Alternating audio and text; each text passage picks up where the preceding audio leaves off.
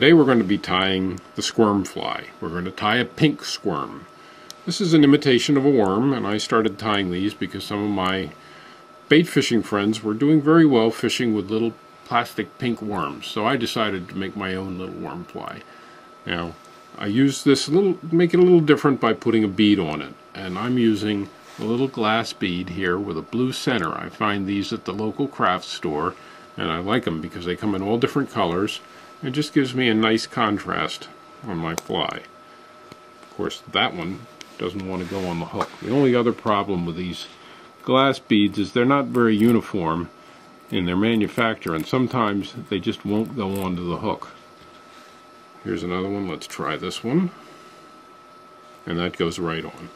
So there we are. We'll put that into the vise now. We've got the hook with the blue bead on it. I like to use contrasting thread on a squirm. This is like the collar on an earthworm. This one's going to be pink. I'm going to use a nice dark red, a burgundy color. So we tie that in back here near the bend. And incidentally, you don't have to go real fancy on the hooks with these flies. I use a nice eagle claw hook that I found at Cabela's. Inexpensive and does a great job. And you don't feel bad when you lose them either. And since you're fishing them on the bottom, that does happen. Alright, now we've got the thread tied in. We're going to take our next piece of material, which is pink vernal. Vernal is a type of chenille. It's spun a little tighter, works great for patterns like this. This piece is maybe 2 inches long.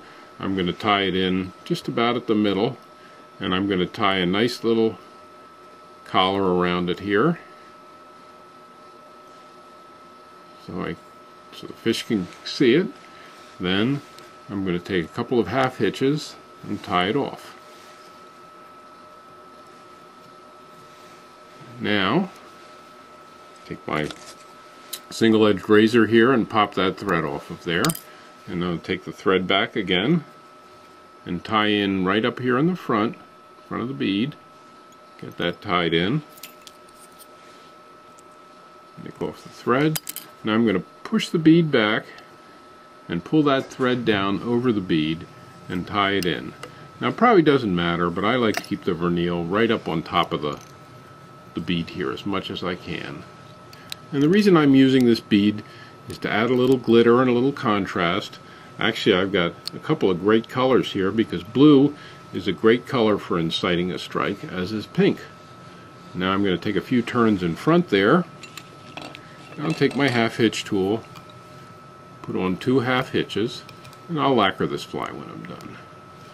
Okay, so that's that. Boy, that was hard to tie, wasn't it? Great flies are easy to tie and durable and impressionistic.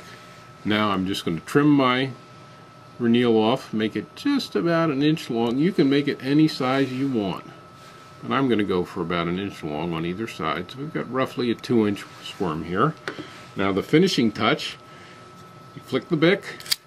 Every fly tire should have a bick to flick, and just burn off that end just a little bit like that. Makes it nice and tapered and keeps that fly from coming apart, unraveling, so to speak. There you go. Nice little taper. And there it is. That's the finished pink squirm. So I'm going to give you a better view of that here. We'll take it out of the vise. And you can see that blue bead under there. Let's turn it over here. That is a good little fly. Now I'm going to show you a couple variations here that I already tied up. That was the pink squirm. Now next is the earth squirm. And the earth squirm is tied with a brown vernal and a pink bead. And there is your earth squirm. The nice thing about this fly is that even a novice tyer like me can knock out a gazillion of these things in a short period of time. Finally, one more variation here. This is the mustard squirm, and this is a spicy mustard squirm, not a Gould's mustard squirm. And that's got a blue bead on it. So you've seen pink squirm with a blue bead, earth squirm with a pink bead, and then the mustard squirm with the blue bead. You can find these beads. I'll show you one of these beads. You can find these at most craft stores. They're just glass beads with colored centers, and they come in different sizes. Sometimes they're little That's what I use to tie the skinny Henry when I can find the little ones, but these big ones are great for all different types of patterns. So there you go, an easy fly to tie, the squirm fly, which will definitely catch trout and probably catch bluegills and bass and everything else to boot. So thanks for coming by, and we'll see you soon.